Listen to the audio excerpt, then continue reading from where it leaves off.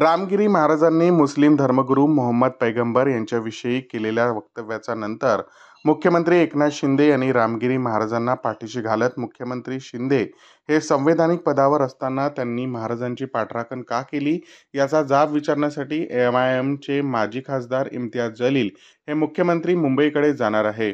परभणीतूनही शिंदेंना जाब विचारण्यासाठी आम आदमी पार्टीने 100 गाड्यांचं नियोजन केले आहे।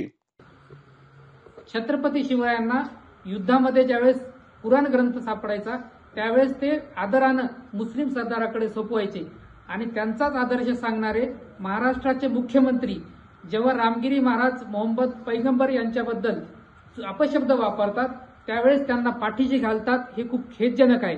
आज मुस्लिम धर्मियांबद्दल हे घडलं, उद्या बौद्ध किंवा ख्रिश्चन धर्मियांबद्दल सुद्धा घडू शकतं।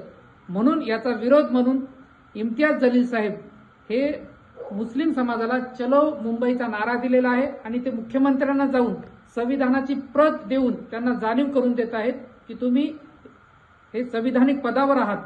तर हे करत असताना आम आदमी पार्टी परभणीतर्फे मी जिल्हाध्यक्ष सतीश चकोर मुस्लिम समाजाला 100 गाड्या देत आहे।